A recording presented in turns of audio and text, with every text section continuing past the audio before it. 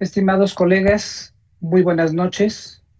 En nombre de la Asociación Médica Mexicana de VIH-Sida, les doy la más cordial bienvenida a nuestro 21º Simposio Internacional AMBI 2020. Como probablemente ustedes recordarán, el año anterior, durante la celebración de nuestro 20º aniversario, habíamos contemplado para el evento científico que hoy nos compete, que tuviéramos como sede la ciudad de Guadalajara, Jalisco. Desgraciadamente, la inédita, impactante y hasta el momento difícil de controlar pandemia por COVID-19 ha puesto en riesgo no solamente la vida de nosotros, de nuestros seres queridos, de nuestra familia, de nuestros amigos, de nuestros colegas y de nuestros pacientes, sino que también ha tenido como impacto el modificar la forma de llevar a cabo este tipo de eventos. Es por ello que junto con la mesa directiva que tengo el honor de presidir y que está conformada por el doctor Humberto Gudiño como vicepresidente, la doctora Fernanda Gutiérrez como tesorera y la doctora Diana Molina como secretaria, tomamos la decisión hace aproximadamente 5 meses y medio, no solo de llevar a cabo nuestro evento de forma virtual, sino también hacer algunas modificaciones en relación a lo que estábamos haciendo años anteriores. Una de estas modificaciones consiste en agregar un día más a nuestro evento, de tal manera que lo iniciaremos hoy por la noche, el día de mañana a partir de las 4:30 de la tarde, el viernes a partir de las 5:30 de la tarde, para finalizar el sábado de las 8 de la mañana a las 2 de la tarde. También tomamos la decisión de llevar a cabo un programa que pudiera llegar a competir con los mejores eventos internacionales al respecto. En ese sentido, logramos confeccionar un programa con 17 sesiones académicas, 6 de las cuales son simposios comerciales. Para ello, logramos confeccionar un panel de invitados distinguidos, tanto extranjeros como nacionales, que nos ayudarán para que el evento siga manteniendo el nivel que ustedes conocen. Con el desarrollo de varios antirretrovirales cada vez más eficaces, la aparición de comorbilidades y eventos adversos siguen siendo un reto para nosotros los clínicos. En ese aspecto, los problemas cardiovasculares están jugando un papel muy importante para el manejo de estas personas. Es por ello que contamos con la doctora Priscila Su, que nos hará el honor de dar la plática inaugural en unos minutos más, y una segunda sesión que será la primera del día viernes. Tendremos también la participación de distinguidos ponentes, como son el doctor Chuck Flexner, que nos hará el enorme favor de hablar sobre interacciones farmacológicas y sobre fármacos de liberación prolongada, el doctor Benjamin Young, conocido por todos ustedes, que nos explicará sobre cómo implementar el trato de estos pacientes en la clínica, el doctor Justin Bailey, que nos expondrá un problema muy frecuente que estamos viendo ahora en los pacientes, que es el hígado graso, y también qué tan cerca estamos de tener una vacuna contra la hepatitis C. Y tendremos también la colaboración del doctor Arturo Martínez y del doctor Marcelino Chávez, que son médicos nacionales, que nos hablarán Arturo Martínez de COVID-19 y el doctor Marcelino Chávez de los nuevos fármacos antirretrovirales.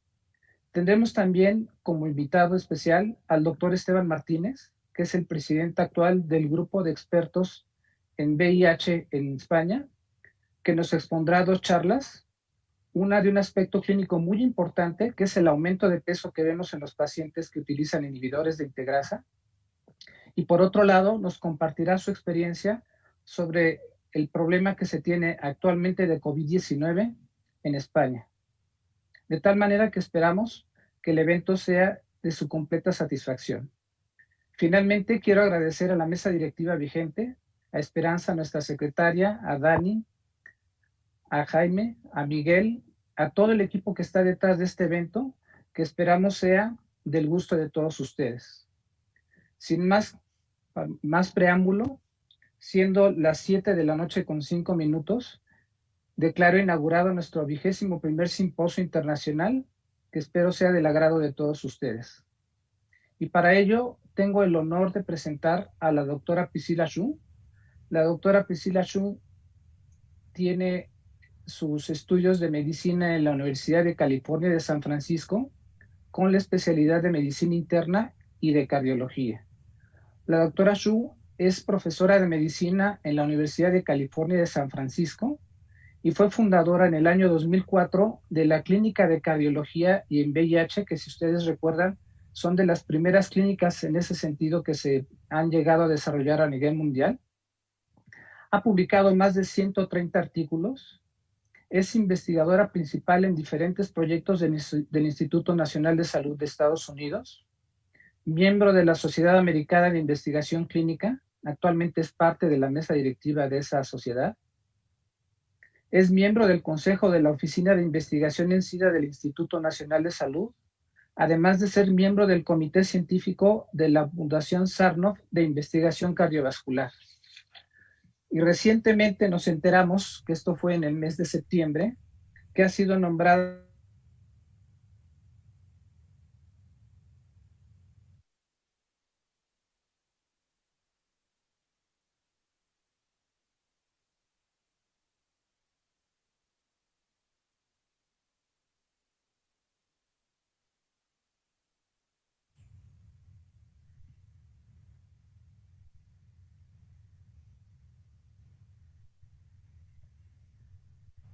Sharing screen. Share your screen, please.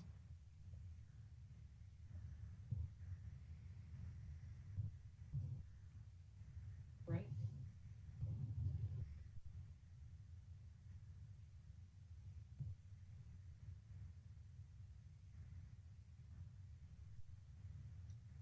Are you able to see my screen now? Okay. ¿Pueden ver mi pantalla ahora? Bueno, ¿inicio ya o espero?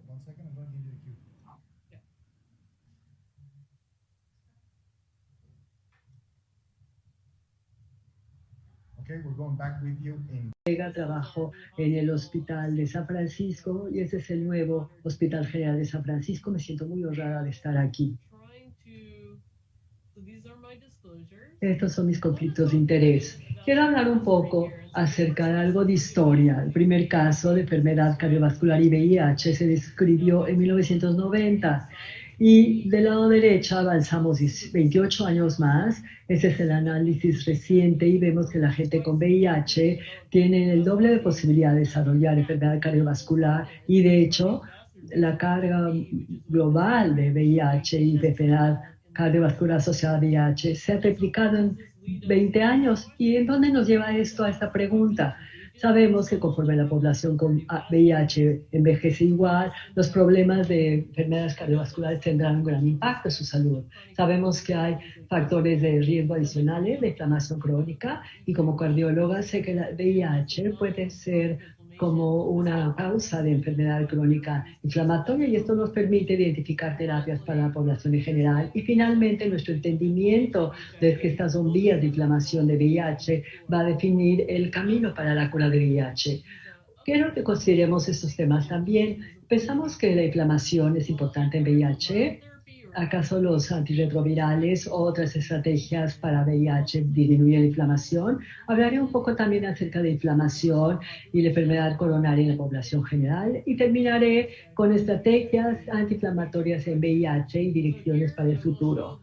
Y aquí les muestro que estos marcadores de coagulación e inflamación son muy predictivos. Las terapias de VIH son muy importantes, pero se necesitan estrategias adicionales. Sabemos que hay tratamientos que afectan a la población en general, impactan también a muchos otros puntos finales y también hablaremos de estrategias que se han estudiado para VIH.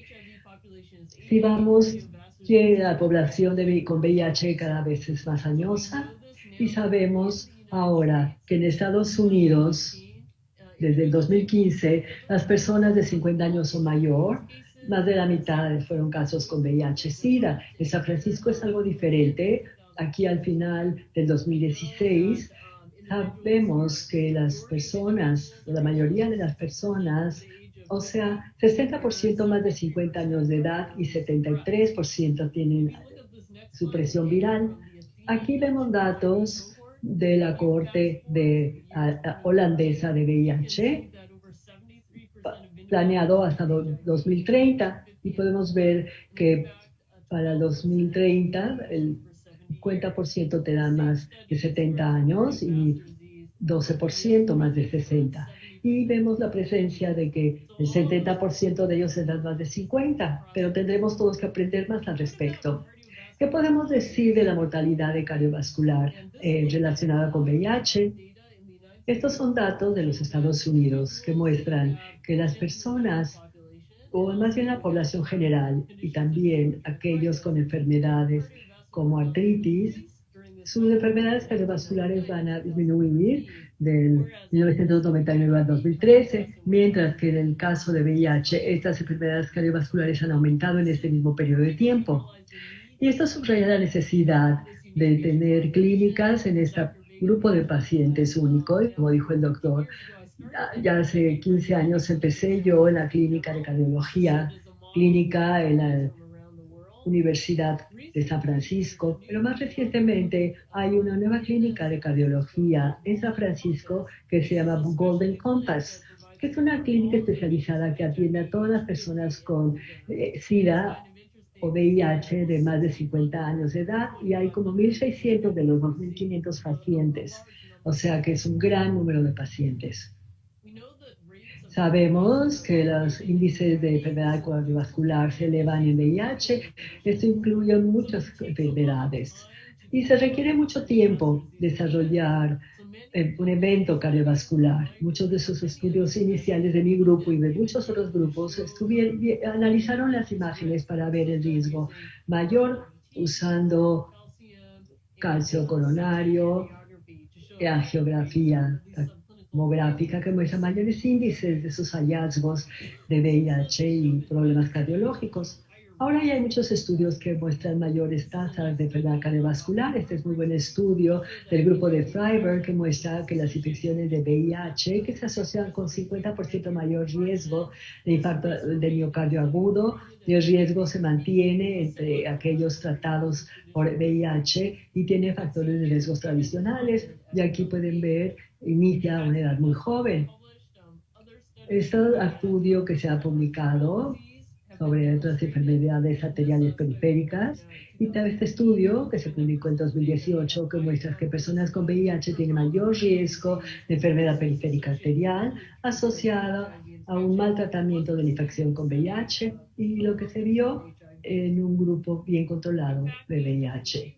El hecho es que la manera como hemos tratado el VIH ha evolucionado y muchos otros oradores van a hablar de esto. Igualmente, las enfermedades cardiovasculares. Antes teníamos antirretrovirales para enfermedad de perfusión y cardiomiopatía. Después, en los 90, cuando ya tuvimos antirretrovirales, este es uno de los primeros reportes con arteriosclerosis e insuficiencia cardíaca. Y lo que vemos ahora en la VIH contemporáneo, que todas las personas deben de tratarse, y cada vez más vemos más arritmias, insuficiencias cardíacas y muertes repentinas. ¿Y qué vemos para el futuro? Hablando de dos esquemas medicamentosos, nuevos blancos terapéuticos y tal vez algunos cambios. ¿Qué es lo que veremos? Pues eso es lo que tendremos que esperar a ver. Quiero hablar un poco acerca de VIH e hipertensión pulmonar. La prevalencia es 46% mayor en la población con VIH, y los medicamentos con VIH no han cambiado esta prevalencia, y aún así no entendamos el mecanismo.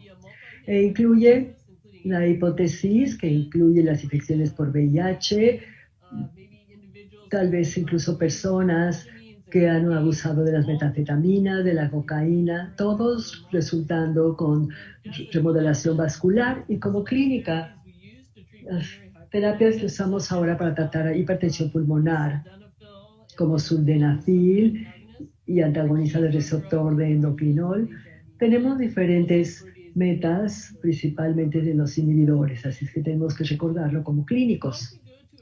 Quisiera hablar del caso de un paciente. Se trata de un varón de 50 años de edad con VIH, tiene diabetes, tiene abuso de fármacos o de drogas, tiene insuficiencia cardíaca severa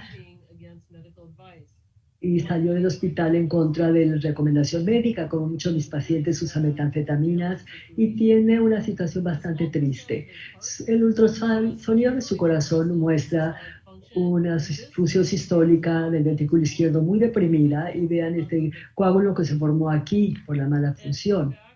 De hecho, ha habido muchos estudios que describen insuficiencia cardíaca y VIH y destaco este estudio que se hizo otra vez en el mismo grupo de la Corte de Veteranos, que muestra insuficiencia cardíaca, ya sea con problemas de eyección de la eyección ventricular. Se muestra que el mal control de la enfermedad de VIH también. Y de hecho, después de los antirretrovirales, el tipo de complicaciones de insuficiencia cardíaca ha caído, pero debería preservarse mejor la fracción de eyección y tal vez se deba a niveles elevados de hipertensión, enfermedades coronarias de base. Pues, estudios recientes han hablado de medicamentos contra VIH y en insuficiencia cardíaca. En ese estudio que se publicó hace 2 años, estudiando una cohorte de VIH muy enferma. Esta cohorte, muchos pacientes no tomaban antirretrovirales y eran muy altos consumidores de cocaína. Este diagrama pueden ver aquellos en rojo que estaban usando inhibidores de proteasa, tenían más posibilidad de tener insuficiencia cardíaca y de morir de esa insuficiencia cardíaca relacionada con VIH. O sea, como cardiólogos, ¿qué podemos hacer? Pensamos que de alguna manera la infección por VIH y los inhibidores van a contribuir a la mortalidad por insuficiencia cardíaca. ¿O acaso significa que con VIH hay cierta información y esto causa fibrosis y muerte? No sé la respuesta a ello todavía. Otras complicaciones cardiovasculares que incluyen fibrilación auricular. Ya ha habido estudios que muestran que también la fibrilación auricular está más presente en el caso con VIH, especialmente en personas más jóvenes.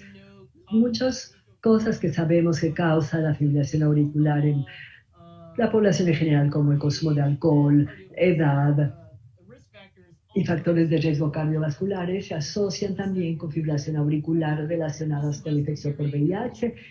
Y esto muestra aquellos con VIH y las edades características comparado con aquellos que no tienen VIH del lado derecho. ¿Y qué podemos decir de los calculadores de riesgo para coagulación y quiénes tienen que estar en tratamiento? Este estudio que ve pacientes con VIH y mostró que hay un riesgo. Esta calculadora de riesgo que usamos para saber quién va a tener un coágulo no cumple bien en el caso de VIH.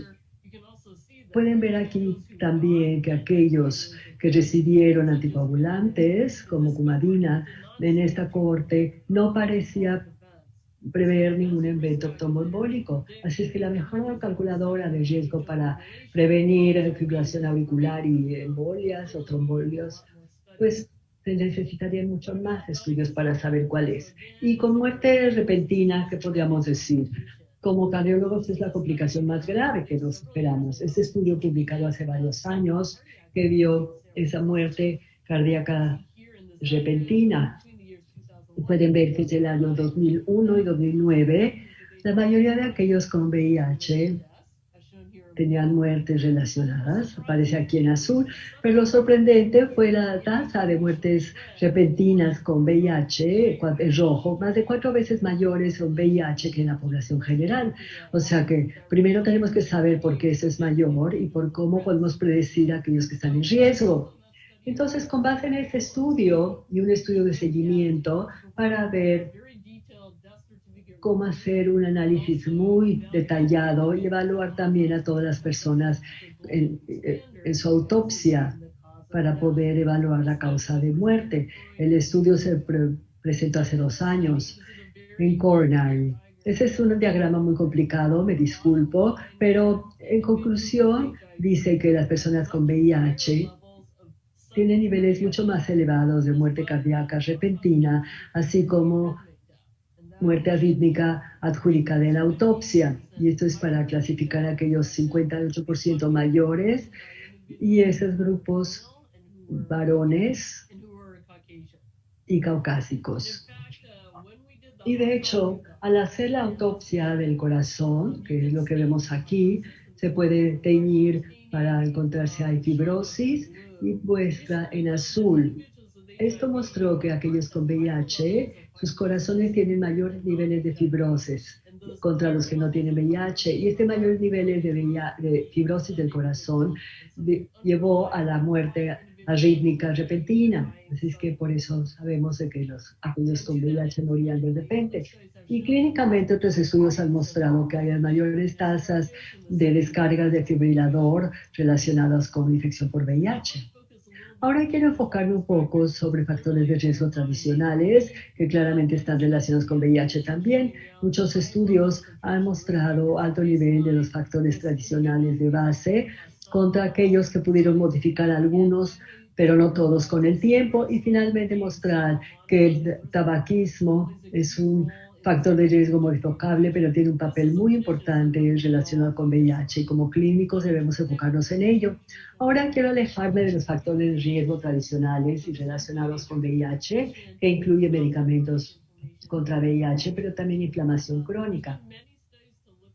Muchos estudios han visto el impacto de los antirretrovirales y riesgo cardiovascular. Trato de resumirlos aquí. Sabemos del estudio de AD que se asocia con mayor riesgo de eventos relacionados con dislipidemia.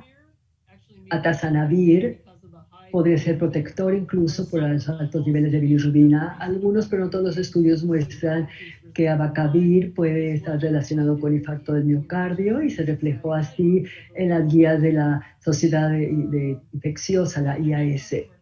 Sé que el doctor Martínez va a hablar de ese tema, pero con los inhibidores de integrasa, esto ha resultado en obesidad, en diferentes casos de problemas cardiovasculares, que no tenemos tiempo aquí de evaluar.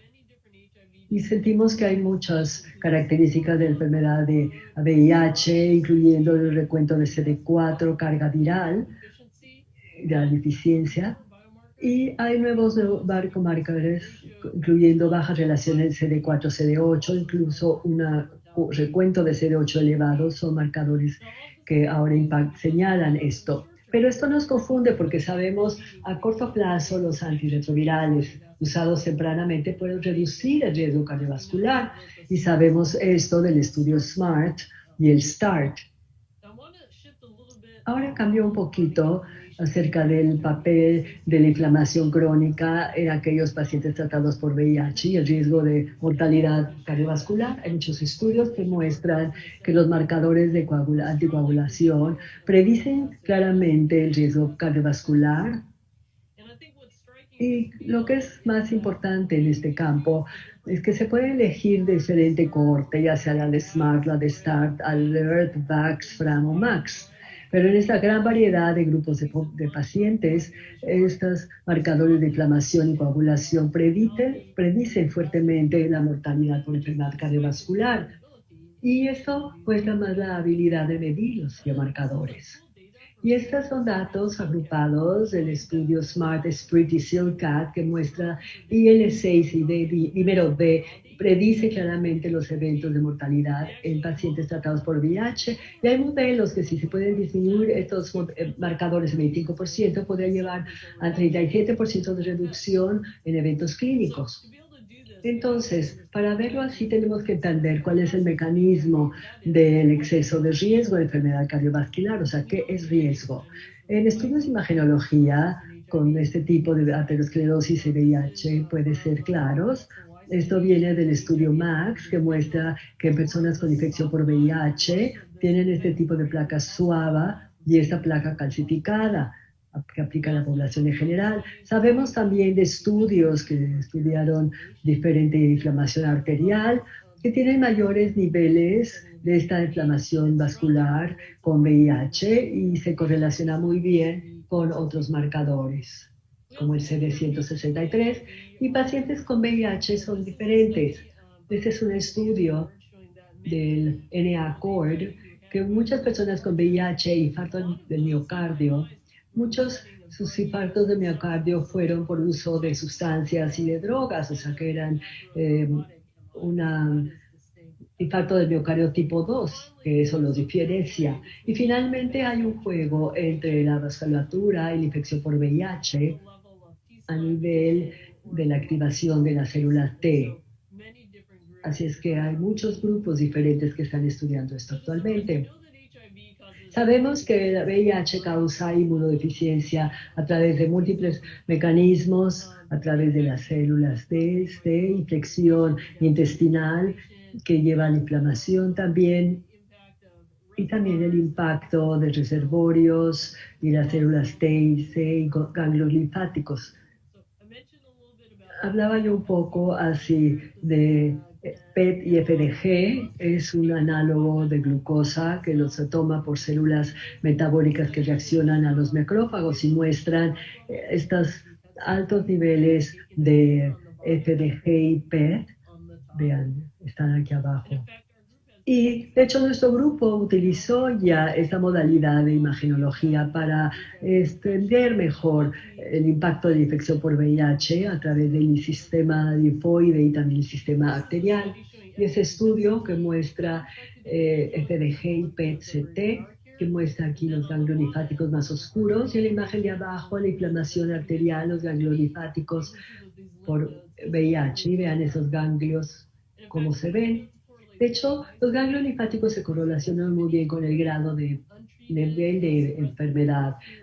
Personas no tratadas y suprimidas, aquí tratadas y suprimidas, y aquí no tratadas y no suprimidas. Además, al ver diferentes identidades en la sangre, hay una fuerte correlación entre individuos en el reservorio de VIH y vemos esa modalidad. Podemos observar aquí diferentes patrones y podemos observar también diferentes biomarcadores asociados con tejido linfático y la inflamación arterial. Se han hecho estudios adicionales para ver los sitios de reservorios de VIH y se ha demostrado que la evaluación de los reservorios de VIH están fuertemente correlacionados con el riesgo cardiovascular medido por la placa incidental y por el grosor íntima media carotídea. Los tratamientos pueden reducir el reservorio y pueden reducir también el riesgo cardiovascular. Este tipo de rastreador o trazador es una modalidad. Se están investigando otros trazadores que son específicos para la activación de las células T como FRG. Se han estudiado en animales y también en humanos, como se muestra aquí. Hay una buena correlación entre las imágenes que se obtienen y la actividad y la activación de las células T en estos estudios en humanos. Nuestro grupo también estudiando trazadores más específicos para VIH. Tenemos aquí un trazador radiomarcado con ZR. Estamos buscando aquí obtener imágenes en humanos utilizando una plataforma muy especializada que se llama Explorer para poder evaluar reservorios de VIH y saber si persisten en el cuerpo. Les muestro aquí algunos ejemplos de personas a quienes se tomaron biopsias de ganglios linfáticos y se correlacionan las imágenes con la expresión de VIH en los tejidos. Cuando vemos los diferentes factores que ocasionan inflamación en VIH, se incluyen replicación crónica y producción de VIH, como tenemos aquí. Tenemos que ver que la terapia antirretroviral puede resolver esto, puede reducir los marcadores inflamatorios, pero los niveles continúan estando altos en personas no infectadas. Considerando la terapia antirretroviral temprana o diferida, puede reducir la inflamación, pero los valores absolutos se mantienen. Esto es lo que muestro en este panel. La terapia antirretroviral misma reduce la inflamación, pero no la restablece a los niveles normales.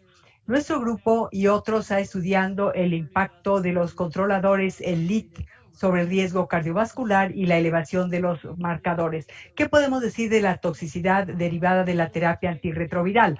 Hay un tipo de terapia antirretroviral o intensificación de terapia antirretroviral. Nos preguntamos si impacta la inflamación. Muchos estudios han analizado esto.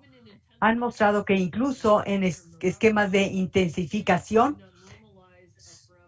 se puede mejorar, pero no se normalizan los parámetros de inflamación, por lo que quizás esto no sea la respuesta. Necesitaremos otros fármacos. ¿Qué podemos decir de la translocación microbiana? Se han realizado diferentes estudios estudiando intervenciones e inflamación intestinal con probióticos, rifaximina, sevelamer y mesalamina. Quizás esas intervenciones son muy pequeñas, hay resultados negativos, por lo que creo que el trabajo sobre estas intervenciones debe continuar. Se han visto diferentes metabolitos intestinales. Sabemos que en la población general estos metabolitos intestinales como TMAO están fuertemente relacionados con la enfermedad cardiovascular. Quienes estudiamos VIH sabemos que el intestino juega un papel muy importante en la patogénesis del VIH. Es interesante ver que estos son estudios recientes de nuestro grupo que muestran que algunos de estos metabolitos intestinales, que es carnitina, es predictor de niveles de VIH y de eventos clínicos, pero no fue el caso del TMAO u otros marcadores. Regresemos a este diagrama de la inflamación crónica. Vamos a hablar de otros patógenos virales, por ejemplo, coinfección con citomegalovirus relacionada con VIH y riesgo cardiovascular.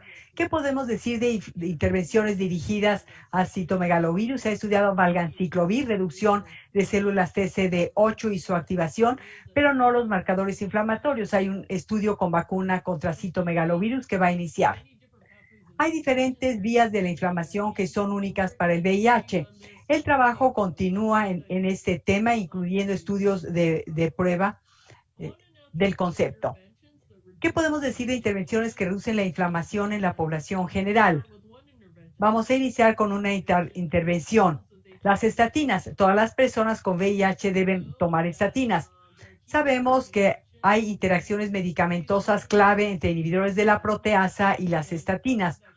Debido a estas interacciones, sabemos que las estatinas inhibidores de la proteasa no deben utilizarse en los pacientes. Quizás las estatinas están bien a dosis bajas, pero rosuvastatina no es metabolizada por el sistema del citocromo, pero una dosis baja puede funcionar.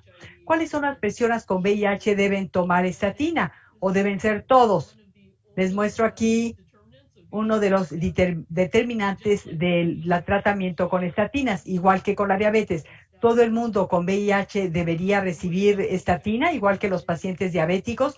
¿Qué podemos decir de los calculadores de riesgo en VIH? Las nuevas guías para el tratamiento con estatinas en Estados Unidos se acaban de publicar. Se dice que hay que aplicar los calculadores de riesgo de los pacientes y tenemos aquí VIH y enfermedades inflamatorias que aumentan el riesgo. Entonces hay que considerar utilizarlas en estos pacientes. Hay que hacer evaluación de riesgos que incluya el perfil de lípidos antes y después del inicio de la terapia antirretroviral. Y hay que utilizar estatinas de intensidad moderada y alta. El estudio REPRIEVE, que es un estudio aleatorizado grande, estudió el impacto de rosuvastatina en eventos clínicos y nos va a responder muchas de estas preguntas. Hay que considerar el VIH como la diabetes en términos del riesgo. Estas son las recomendaciones de la Sociedad Europea de Cardiología.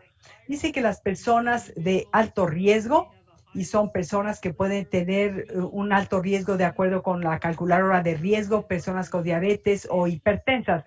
Se dice que es necesario dirigir el tratamiento para lograr un nivel de 70 o inferior de colesterol, LDL.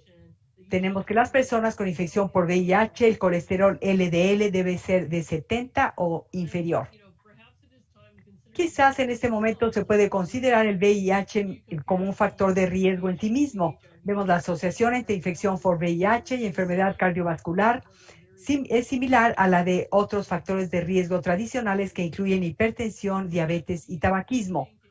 Si utilizamos imágenes para estudiar a las personas con VIH y se determina cuáles de estas personas necesitan ser tratadas, podemos ver que las personas que tienen placa carotídea, esto es personas de muy alto riesgo, únicamente el 30% de ellos se les recomienda terapia con estacina si utilizamos los factores de riesgo tradicionales.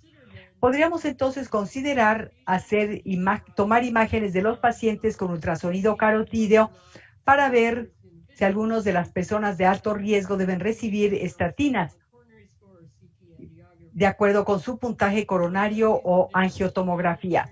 ¿Qué podemos decir de los calculadores de riesgo tradicionales? Hay estudios que muestran que no determinan correctamente el riesgo cardiovascular en pacientes con VIH.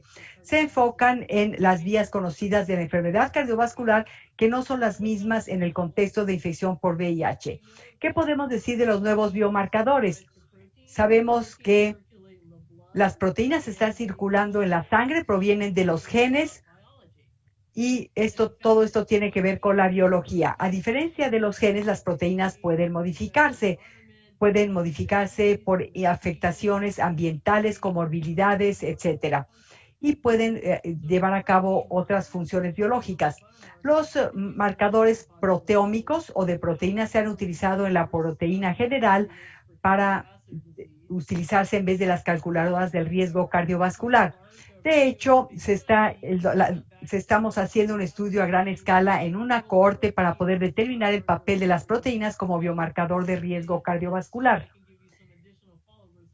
Creo que puedo darles más adelante resultados adicionales del estudio. ¿Qué podemos decir de intervenciones que reducen la inflamación en la población general? ¿Y qué pasa con la inflamación por VIH? Las personas con enfermedad cardiovascular diagnosticada son pacientes que deben tomar estatinas. Los podemos definir entre los que tienen alto colesterol o inflamación residual. ¿Dónde se ubican en este espectro las personas con VIH? Hablaremos de las personas con colesterol residual. Hemos hablado de estatinas y sabemos que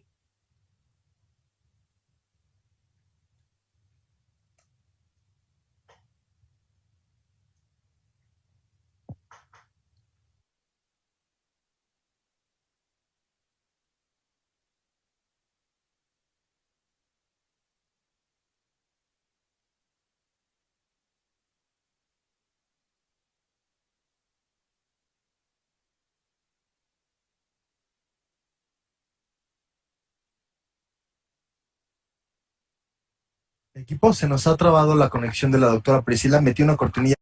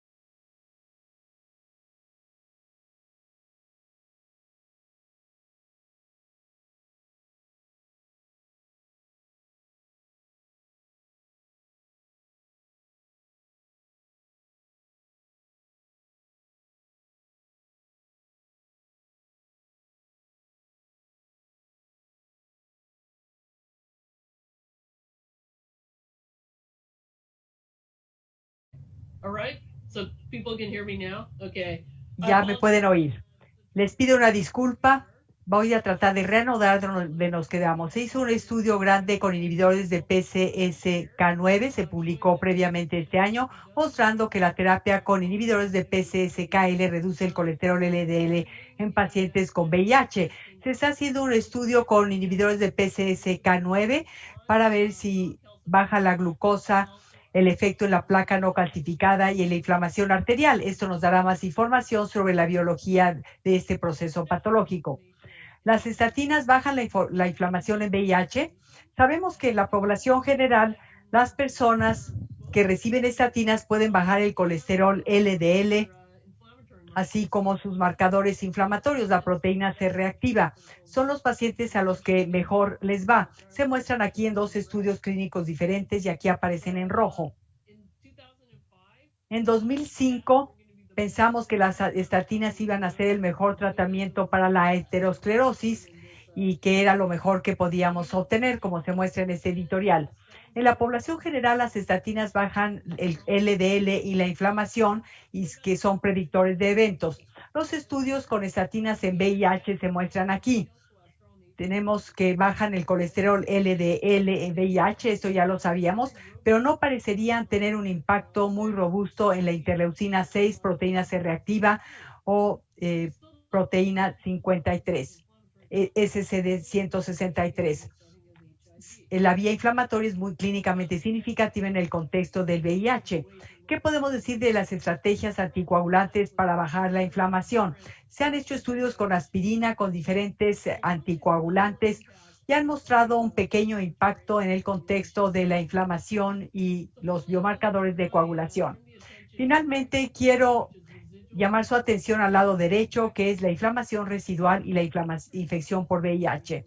En la población con artritis reumatoide, los niveles altos de este biomarcador están relacionados con enfermedad cardiovascular y esto se ve también en la población general. Los pacientes con VIH fueron excluidos de este estudio y se hizo un estudio multicéntrico para ver cuál es la seguridad de metotrexato y cuál es a baja dosis y su impacto en el contexto de infección por VIH. Es un estudio aleatorizado controlado con placebo.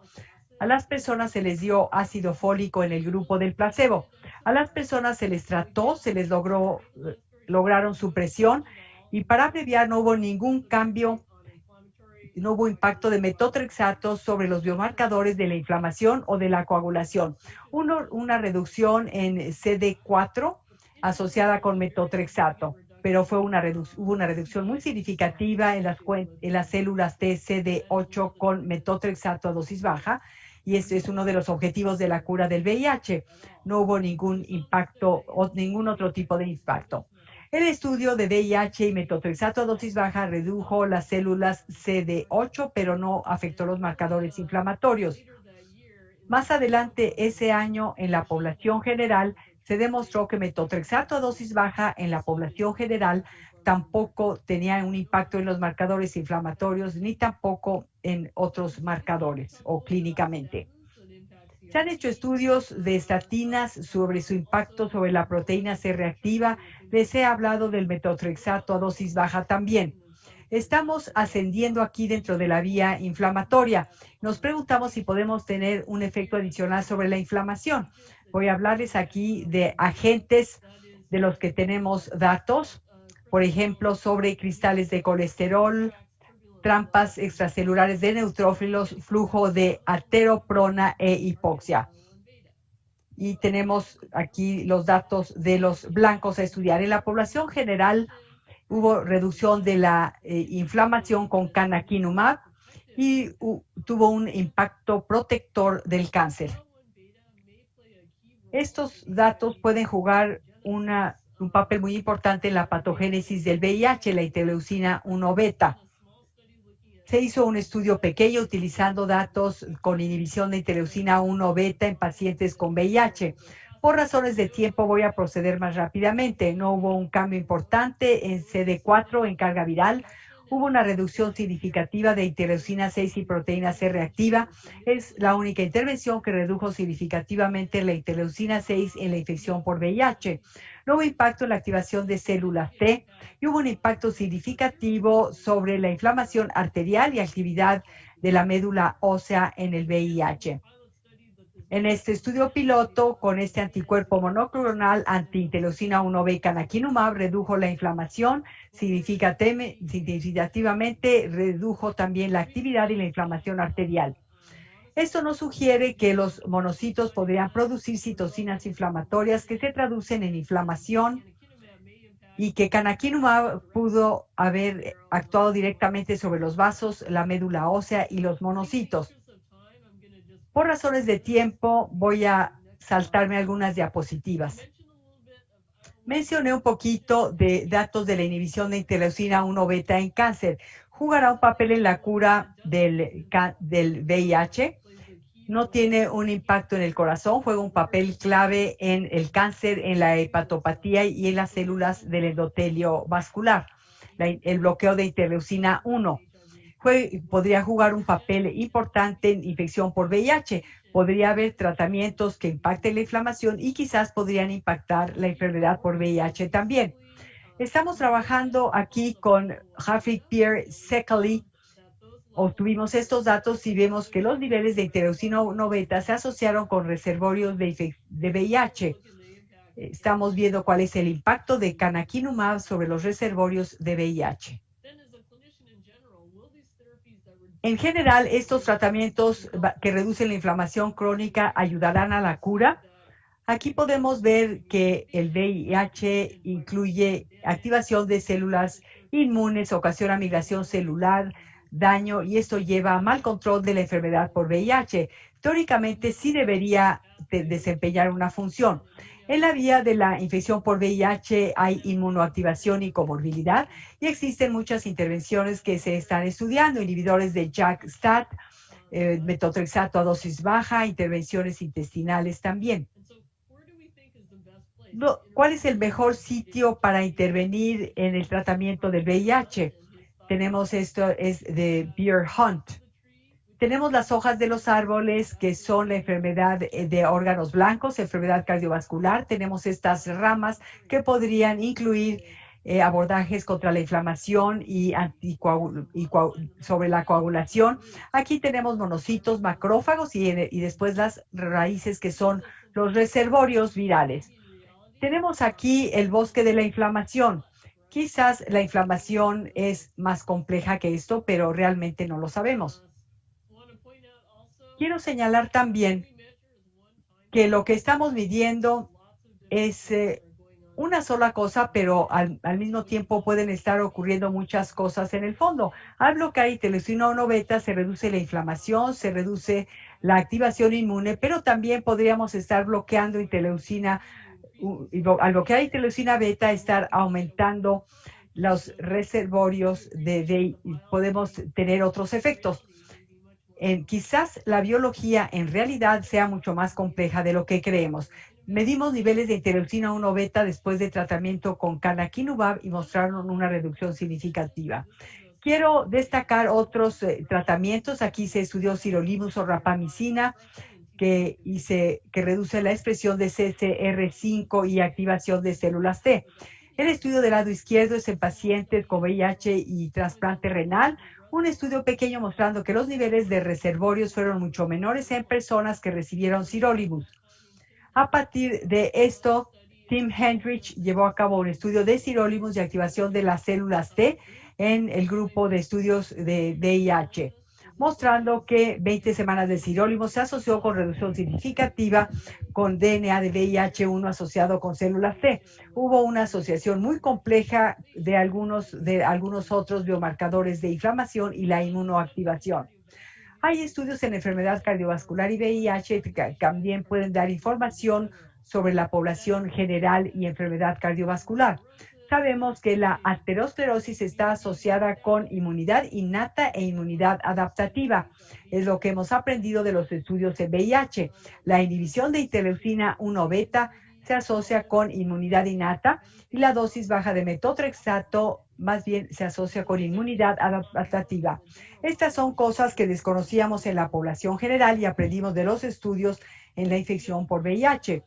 Sabemos también, a partir de la enfermedad coronaria en general, que este proceso patológico incluye manocitos y macrófagos que interactúan en el endotelio, ocasionan trombosis e infarto del miocardio. En el caso del VIH, desde luego, tenemos muchas de estas vías diferentes que también están actuando. El VIH ha contribuido para el estudio de la inflamación en la población general. Hemos aprendido de que hay estudios recientes que muestran que la cardiología también es inmunología. Esto muestra el papel de los monocitos y macrófagos que interactúan con el sistema vascular y con el miocardio. Es interesante que recientemente, el año pasado, se hizo un estudio interesante mostrando la terapia con células CAR-T dirigidas a las proteínas y fibrosis del corazón. La terapia con células CAR-T redujo la fibrosis cardíaca. Queremos saber qué pasa con esto en personas con VIH. Un resumen. He abarcado muchas cosas en esta conferencia. Tenemos la infección por VIH. Hay diferentes tratamientos e intervenciones que podemos considerar en términos de inflamación y enfermedad cardiovascular. Hablamos de muchas de estas intervenciones. Hay estrategias curativas, por ejemplo, del lado derecho, que pueden impactar al virus mismo. También podemos dirigirnos a los factores de riesgo cardiovasculares tradicionales, como hipertensión, tabaquismo, diabetes, hiperlipidemia. Podemos ver casos de coinfección con otros virus y también mencionamos estrategias para disminuir el colesterol y para dirigirnos a la inflamación y con estrategias con anticoagulación también. En resumen, hablamos mucho de la enfermedad cardiovascular y el VIH. Hay una relación profunda. Tenemos el impacto de inflamación crónica sobre el VIH, que es muy complejo. Les hablé de 2 estrategias antiinflamatorias para el VIH con diferentes resultados. Esperamos que estas preguntas científicas del VIH puedan informarnos sobre la enfermedad cardiovascular en la población general. Si entendemos los mecanismos de inflamación en el VIH, quizás podríamos encontrar una cura. Y por último, no sabemos si la infección por VIH debe considerarse como en la diabetes o sea equivalente a riesgo cardiovascular. Debemos dirigirnos a los factores de riesgo tradicionales. Hay una mejor manera de abordar la inflamación y la infección por VIH. Hay muchos diferentes estudios que serán necesarios en el futuro para saber esto. Recientemente, nuestro grupo publicó esta declaración científica sobre las características, prevención y manejo de enfermedad cardiovascular entre personas que viven con VIH. Para terminar, quiero agradecer a mis colegas y colaboradores y con mucho gusto puedo responder sus preguntas. Muchas gracias por su atención.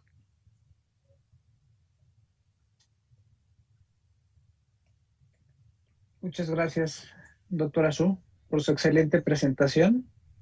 Tenemos algunas preguntas. Quiero aprovechar para decirles a los asistentes que tendremos una sesión de preguntas y respuestas después de cada presentación para que nos hagan llegar cualquier duda. Aquí tenemos algunas. La primera, doctora Su, es ¿cuál considera usted que pueda llegar a ser el papel o el rol importante del aumento de peso en el riesgo cardiovascular con el uso de los inhibidores de integrasa?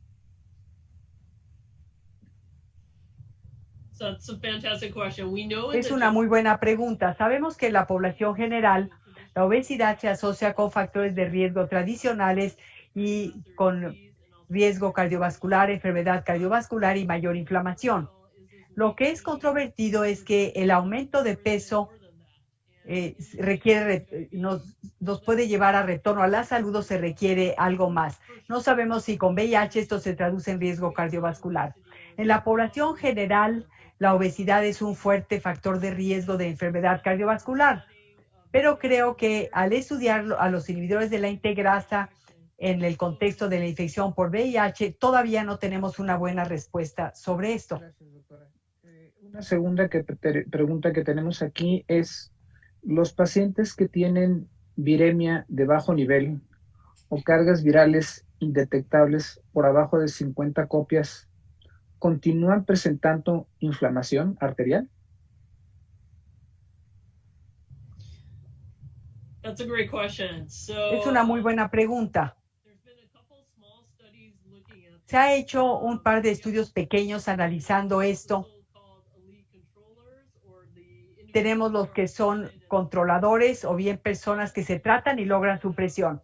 Todas estas personas siguen teniendo elevados niveles de biomarcadores y elevados niveles de inflamación arterial, como les mostré en algunos de los diagramas que mostré. Por lo tanto, estas personas siguen teniendo niveles excesivos de estos índices. Gracias, doctora. Una pregunta más que nos acaba de llegar es la siguiente. ¿Cuentan con algún protocolo de abordaje para buscar cardiopatía silente en pacientes con VIH?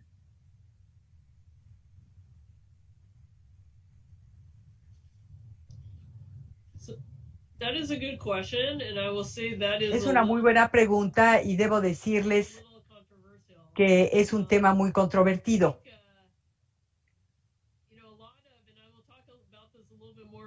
Hablaré de esto más el viernes en mi conferencia. Ahora tengo la cachucha de cardiólogo y no de investigadora, y son dos cosas diferentes. En mi papel de cardióloga, si el paciente tiene bloqueo u obstrucción vascular, a menos que se presente con un infarto agudo del miocardio, el mejor tratamiento para estos pacientes es con tratamiento médico para la enfermedad arterial. Betabloqueadores, estatinas, se les pueden prescribir antidiabéticos. La respuesta es que no hay que llevar a esa persona a cateterismo para tratar de eliminar la obstrucción, a menos que estén teniendo un infarto agudo del miocardio. Lo que determina si abrir ese vaso o no marcará una diferencia realmente si el paciente está o no sintomático. Cuando hablamos de tamizaje para detectar infarto silencioso, si el paciente está asintomático, podríamos argumentar que habría que tratar al paciente agresivamente con tratamiento médico. E incluso si esa persona tiene muchos bloqueos u obstrucciones, no hay datos que sugieran que abrir esas obstrucciones en ausencia de síntomas va a marcar una diferencia en el futuro. No hará que los pacientes vivan más tiempo ni reducirá su riesgo de infartos futuros. Para dar una respuesta diferente, si el paciente está asintomático, si tiene disnea, por ejemplo, hay datos que sugieren que la angioplastía y los stents pueden reducir los síntomas. Si me pongo la cachucha de cardióloga, yo diría, hay que ver si el paciente tiene o no síntomas. Yo podría decir que un buen inicio sería estudiar al paciente haciendo una prueba de esfuerzo. Pueden decir, el paciente no está asintomático, está sentado y no hace ejercicio, quizás hay que hacer una prueba de esfuerzo en la caminadora, sería un buen punto de partida para ver si ese paciente desarrolla síntomas. Fue una respuesta larga a esa pregunta. Gracias, doctora. Esta pregunta es la última. Ya la tocó usted un poquitín en su charla, y es, ¿cuál es el mejor método que usted considera que se debe de aplicar para calcular el riesgo cardiovascular en las personas con VIH?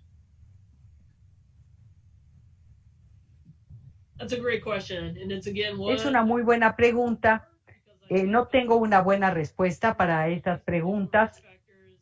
Sabemos que los factores de riesgo tradicionales subestiman el riesgo, particularmente en personas con niveles intermedios o altos.